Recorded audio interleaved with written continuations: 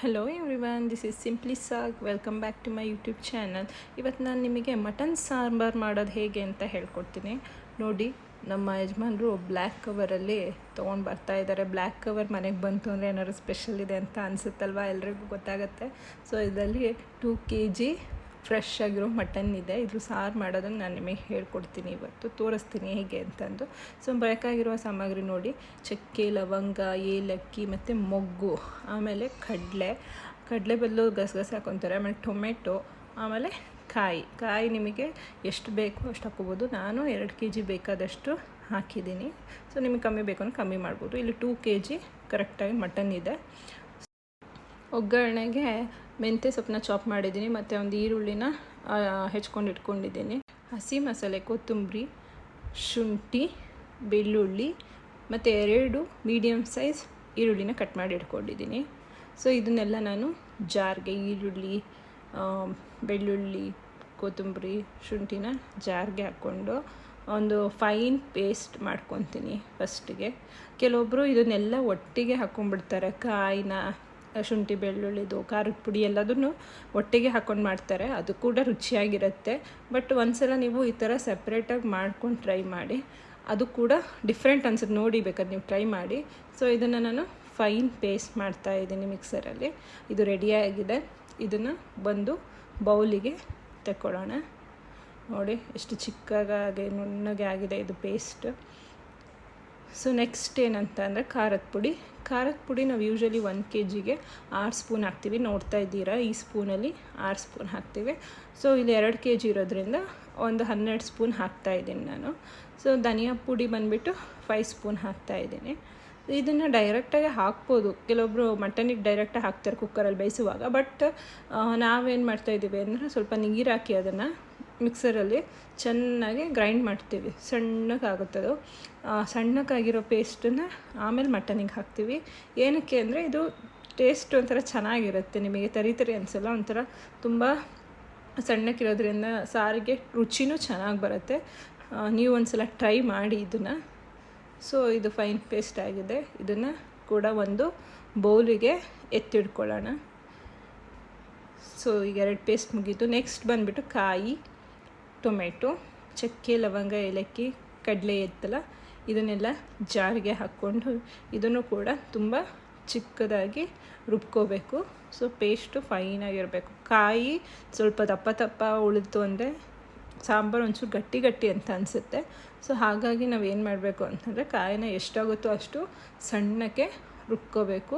ಆವಾಗ ಸಾಂಬಾರಲ್ಲಿ ಕಾಯಿ ಥರ ಸಿಗೋದಿಲ್ಲ, ಚೆನ್ನಾಗೆ ಕನ್ಸಿಸ್ಟೆನ್ಸಿ ಬರುತ್ತೆ ಸಾರು. ಅದಕ್ಕೋಸ್ಕರ ಇದನ್ನು ಎಷ್ಟಾಗುತ್ತೋ ಅಷ್ಟು ಸಾಫ್ಟಾಗಿ ರುಬ್ಕೋಬೇಕು. ಸೊ ಈಗ ಮಸಾಲೆ ಎಲ್ಲ ರೆಡಿ ಆಗಿದೆ. ಈಗ ಒಗ್ಗರಣೆಗೆ ಮೆಂತ್ಯ ಮತ್ತು ಈರುಳ್ಳಿ ಎಲ್ಲ ಇದೆ. ನೋಡಿ, ಇಲ್ಲಿ ಗ್ರೀನ್ ಪೇಸ್ಟ್ ಅದು, ಮತ್ತು ಈ ಖಾರದ ಪುಡಿ ಪೇಸ್ಟು ಮತ್ತು ಕಾಯಿ ಮಸಾಲೆ ಎಲ್ಲದೂ ಕೂಡ ರೆಡಿಯಾಗಿದೆ. ಇದನ್ನೆಲ್ಲ ಒಟ್ಟಿಗೆ ಇಟ್ಕೊಂಡಿದ್ದೀನಿ. ಈಗ ಒಗ್ಗರಣೆಗೆ ಇಡೋಣ. ಸೊ ಒಂದು ಕುಕ್ಕರ್ ತೊಗೊಳೋಣ. ಸೊ ನಾನು ದೊಡ್ಡ ಕುಕ್ಕರ್ ತೊಗೊಂಡಿದ್ದೀನಿ, ಏಕೆಂದರೆ 2 kg ಮಟನ್ ಅಲ್ವಾ, ಹಾಗಾಗಿ ಸ್ವಲ್ಪ ಆಯಿಲ್ ಹಾಕಿದ್ದೀನಿ. ಏನಕ್ಕೆ ಅಂತಂದರೆ ಮಟನಲ್ಲಿ ಸ್ವಲ್ಪ ನೆಣ ಜಾಸ್ತಿ ಇತ್ತು, ಹಾಗಾಗಿ ಅದನ್ನೇ ಫಸ್ಟು ಸ್ವಲ್ಪ ಎಣ್ಣೆಯಲ್ಲಿ ನೆಣನೇ ಹಾಕಿದ್ದೀವಿ. ಏಕೆಂದರೆ ಅದು ಎಣ್ಣೆ ಚೆನ್ನಾಗಿ ಬಿಟ್ಕೊಳ್ಳುತ್ತೆ, ಹಾಗಾಗಿ ಅದನ್ನು ಸ್ವಲ್ಪ ಎಣ್ಣೆಯಲ್ಲಿ ಫ್ರೈ ಮಾಡೋಣ ಅಂತ ಫಸ್ಟ್ ಅದನ್ನೇ ಹಾಕಿದ್ವಿ. ಸೊ ನೋಡ್ತಾ ಇದ್ದೀರಾ ನೀವು ಹೇಗೆ ಅದು ಬಿಸಿಗೆ ಮಟನ್ ಎಲ್ಲ ಚಿಕ್ಕಕ್ಕಾಗ್ತಾಯಿದೆ, ಸುಂಡ್ಕೋತಿದೆ, ಮತ್ತು ಎಣ್ಣೆ ಎಲ್ಲ ಬಿಡ್ಕೋತಾ ಇದೆ. ಸೊ ಹಾಗಾಗಿ ಅದನ್ನು ಚೆನ್ನಾಗಿ ಸ್ವಲ್ಪ ಬಿಸಿಲಿ ಸುಂಡಿಸಿದ್ವಿ. ನೆಕ್ಸ್ಟ್ ಆನಿಯನ್ ಹಾಕಿದೆ. ಆನಿಯನ್ ಮತ್ತು ಕಟ್ ಮಾಡ್ಕೊಂಡಿರುವ ಮೆಂತ್ಯ ಸೊಪ್ಪನ್ನು ಒಗ್ಗರಣೆಗೆ ಹಾಕಿದ್ವಿ. ಸೊ ಅದನ್ನು ಸ್ವಲ್ಪ ಗೋಲ್ಡನ್ ಬ್ರೌನ್ ಬರೋ ತನಕ ಫ್ರೈ ಮಾಡಬೇಕು. ಗೋಲ್ಡನ್ ಬ್ರೌನ್ ಬಂದಮೇಲೆ ನೆಕ್ಸ್ಟ್ ನಾವು ಬೇರೆ ಮಟನ್ಗಳನ್ನು ಹಾಕಬೇಕು. ನೋಡಿ ಬರ್ತಾಯಿದೆ ಚೆನ್ನಾಗಿ. ನೋಡಿ, ನಾವು ಹಾಕಿದೆ ಸ್ವಲ್ಪ ಆಯಿಲು, ಬಟ್ ಅದು ಎಲ್ಲ ಎಣ್ಣೆ ಬಿಟ್ಕೊಂಡು ಜಿಡ್ಡು ಬಿಟ್ಕೊಂಡು ಎಷ್ಟೊಂದು ಆಯಿಲಲ್ಲಿ ಕಾಣಿಸ್ತಾ ಇದೆ ಅಲ್ವಾ. ಸೊ ಹಾಗಾಗಿ ಆಯಿಲ್ ಕಮ್ಮಿ ಹಾಕಿದ್ದೀನಿ ನಾನು. 2 kgಗೆ ಬರೀ 2 ಸ್ಪೂನ್, ಮ್ಯಾಕ್ಸಿಮಮ್ ಅಂದರೆ 3 ಸ್ಪೂನ್ ಇರ್ಬೋದು ಅಷ್ಟೇ ನಾನು ಹಾಕಿರೋ ಆಯಿಲು. ಬಟ್ ಅಲ್ಲಿ ಎಷ್ಟೊಂದು ಕಾಣಿಸ್ತಾ ಇದೆ ನೋಡಿ, ಆ ಮಟನಿಂದ ಎಲ್ಲ ಎಣ್ಣೆ ಬಿಟ್ಕೊಂಡ್ಬಿಟ್ಟು ಅದು ಚೆನ್ನಾಗಿ ಕುದೀತಾ ಇದೆ. ಸೊ ಆ ಗೋಲ್ಡನ್ ಬ್ರೌನ್ ಆಗಬೇಕು ಈರುಳ್ಳಿ, ಅಲ್ಲಿ ತನಕ ಸ್ವಲ್ಪ ಹೊತ್ತು ಬಿಡೋಣ. ಈಗ ಆಗಿದೆ. ಸೊ ಮಟನ್ ಹಾಕ್ತಾಯಿದ್ದೀನಿ. ಮಟನ್ನ ನೋಡಿ ಎಷ್ಟು ರೆಡ್ ಕಲರ್ ಮೀಟ್ ಇದೆ. ಸೊ ಅದನ್ನು ಹಾಕಿಬಿಟ್ಟು ನಲ್ಲಿ ಮೂಳೆ ಎಲ್ರಿಗೂ ನಲ್ಲಿ ಮೂಳೆ ಇಷ್ಟ ಆಗುತ್ತಲ್ವಾ? ಹೌದು, ಆಗುತ್ತೆ.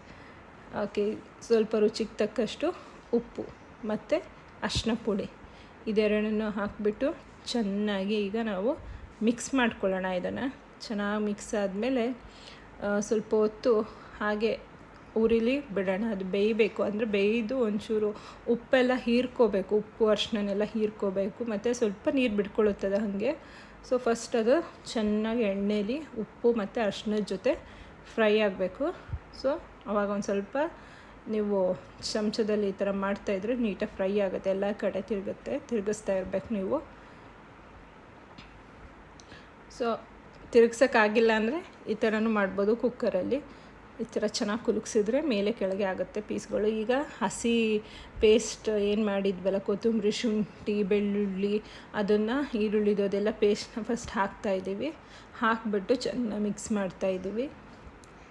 ಅದು ಚೆನ್ನಾಗಿ ಮಿಕ್ಸ್ ಆದರೆ ಆ ಹಸಿ ವಾಸನೆ ಇರುತ್ತಲ್ಲ, ಶುಂಠಿ ಬೆಳ್ಳುಳ್ಳಿದಾಗಿರ್ಬೋದು, ಈರುಳ್ಳಿದಾಗಿರ್ಬೋದು, ಹಸಿ ವಾಸನೆ ಎಲ್ಲ ಹೋಗುತ್ತೆ. ಮತ್ತು ಮಟನ್ನಿಗೆ ಮಸಾಲೆ ಚೆನ್ನಾಗಿ ಇಟ್ಕೊಳ್ಳುತ್ತೆ. ಮಟನ್ನು ಅವಾಗ ಟೇಸ್ಟ್ ಚೆನ್ನಾಗಿ ಬರುತ್ತೆ. ಯೂಶ್ವಲಿ ಸಾರಿಂದು ಮಟನ್ ಸಪ್ಪೆ ಇರುತ್ತಲ್ವ, ಆ ಥರ ಸಪ್ಪೆ ಅಂತ ಫೀಲ್ ಆಗೋದಿಲ್ಲ, ಚೆನ್ನಾಗಿರುತ್ತೆ. ಸೊ ನೋಡಿ, ಈ ಥರ ಒಂದ್ಸಲ ಟ್ರೈ ಮಾಡಿ. ಇದು ಇವಾಗ ಸ್ವಲ್ಪ ಹೊತ್ತು ಬಿಡೋಣ. ಬಿಟ್ಟಿರೋದಕ್ಕೆ ನೋಡಿ ಇಲ್ಲಿ ಸ್ವಲ್ಪ ನೀರು ಬಿಡ್ಕೊಂಡಿದೆ. ಒಂದು 10 ನಿಮಿಷ ಬಿಟ್ಟಿದ್ದಕ್ಕೆ ನೀರೆಲ್ಲ ಚೆನ್ನಾಗಿ ಬಿಡ್ಕೊಂಡಿದೆ. ಮತ್ತೆ ಒಂದು ಸಲ ತಿರುಗಿಸ್ಬಿಟ್ಟು ನೋಡಿ ಚೆನ್ನಾಗಿ ಕುದೀತಾ ಇದೆ. ಸೊ ಸ್ವಲ್ಪ ತಿರುಗಿಸಿ ಹಾಗೆ ಬಿಡೋಣ. ಇವಾಗ ಖಾರದ ಪುಡಿ ಪೇಸ್ಟ್ ಮಾಡ್ಕೊಂಡಿದ್ವಲ್ಲ, ಖಾರದ ಪುಡಿ, ಧನಿಯಾ ಪುಡಿ, ಅದನ್ನು ಹಾಕ್ತಾಯಿದ್ದೀನಿ. ಸೊ ಅದನ್ನು ಹಾಕಿಬಿಟ್ಟು ಚೆನ್ನಾಗೆ ಮಿಕ್ಸ್ ಮಾಡಿಬಿಟ್ಟು ಅದನ್ನು ಒಂದು 10 ನಿಮಿಷ ಒಲೆ ಮೇಲೆ ಹೀಗೆ ಕುದಿಯೋಕ್ಕೆ ಬಿಡಬೇಕು. ಆಗೇನಾಗುತ್ತೆ ಅಂದರೆ ಮಟನ್ನಲ್ಲಿ ಲೈಕ್ ಎಲ್ಲ ಥರ ಪೇಸ್ಟು, ಉಪ್ಪು, ಖಾರ, ಹುಳಿ ಎಲ್ಲದನ್ನೂ ಇಟ್ಕೊಳ್ಳುತ್ತದು ಚೆನ್ನಾಗಿ. ಈಗ ಡೈರೆಕ್ಟ್ ಹಾಕಿ ಕುಕ್ಕರಲ್ಲಿ ಕೂಗಿಸ್ಬಿಟ್ರೆ ಪೀಸೆಲ್ಲ ಸಪ್ಪೆ ಸಪ್ಪೆ ಅಂತ ಅನಿಸುತ್ತೆ ಅಂತ ಈ ಥರ ಒಂದು ಪ್ರೊಸೀಜರ್ ಮಾಡ್ತೀವಿ, ಚೆನ್ನಾಗಿರುತ್ತೆ. ಸೊ ಚೆನ್ನಾಗಿ ತಿರುಗಿಸ್ಬಿಟ್ಟು ಸ್ವಲ್ಪ ಅದನ್ನು ಕುದಿಯೋಕ್ಕೆ ಬಿಡಬೇಕು. ಕುದಿಯೋಕ್ಕೆ ಬಿಟ್ಟಾಗ ಅದು ಚೆನ್ನಾಗಿ ಹೀರ್ಕೊಳ್ಳುತ್ತೆ ಖಾರದ ಪುಡಿನ, ಅದನ್ನೆಲ್ಲ. ಸೊ ತಿರುಗಿಸಿ ಬಿಡ್ತಾಯಿದ್ದೀನಿ ಇವಾಗ ಸ್ವಲ್ಪ ಹೊತ್ತು. ಹಾಗೆ ಕೆಲವೊಬ್ಬರು ಕಾಯಿ ಮಸಾಲೆ ಹಾಕೋದಿಲ್ಲ, ಬರೀ ಇಷ್ಟನ್ನೇ ಮಾಡಿಕೊಂಡು ಒಂಥರ ಡ್ರೈ ಥರ ಮಾಡಿಕೊಂಡು ತಿಂತಾರೆ. ಅದು ತುಂಬ ಚೆನ್ನಾಗಿರುತ್ತೆ ಟೇಸ್ಟ್. ನೋಡೋಕ್ಕೆ ಎಷ್ಟು ಚೆನ್ನಾಗಿದೆ ಅಲ್ಲ, ಕುದೀತಾ ಇದೆ. ಸೊ ಆ ಕುದಿ ಒಂದು 10 ನಿಮಿಷ ಬರೋ ತನಕ ನಾವು ಬಿಡಬೇಕು.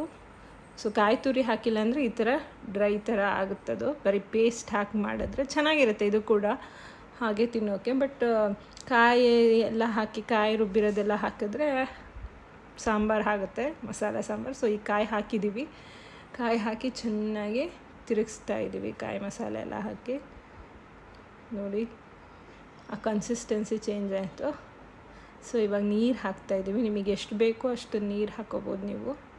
ನಾವಿಲ್ಲಿ ಜಾಸ್ತಿ ಜನ ಇರೋದ್ರಿಂದ 2 kg ಮಟನ್ನು, ಆ 2 kgಗೆ ಎಷ್ಟು ಬೇಕೋ ಅಷ್ಟು ನೀರು ಎಲ್ಲದನ್ನು ಹಾಕಿ ಮಾಡ್ತಾಯಿದ್ದೀವಿ.